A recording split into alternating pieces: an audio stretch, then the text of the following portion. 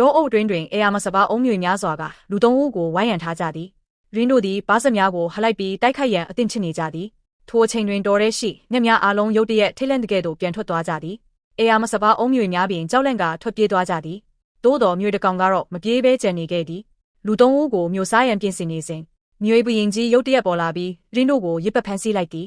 လူများမသိလိုက်ကြသည်မှာခရာသည်ယုံသကမြွေဘရင်ကိုဖမ်းဆီးရန်ကြိုတင်ဆင်ထားသောထောင်ချောက်ချနေခြင်းပင်ဖြစ်သည်မြွေဘရင်ပါးစဖွင့်လိုက်သည်နှင့်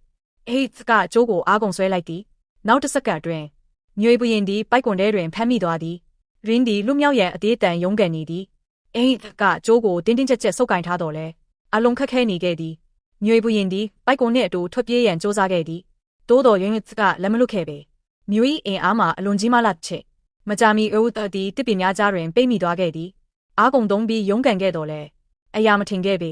ထို့နောက်မြွေဘရင်သည်ပိုက်ကွန်မှလွတ်မြောက်သွားပြီးစီတို့တချီဖြည်းချင်းကပ်လာသည်အရေးပေါ်အခြေအနေတွင်သည်နောက်ဆုံးကလွတ်မြောက်နိုင်ခဲ့သည်တိုးတော်ထွက်ပြေးရန်စူးစမ်းချိန်မှာပင်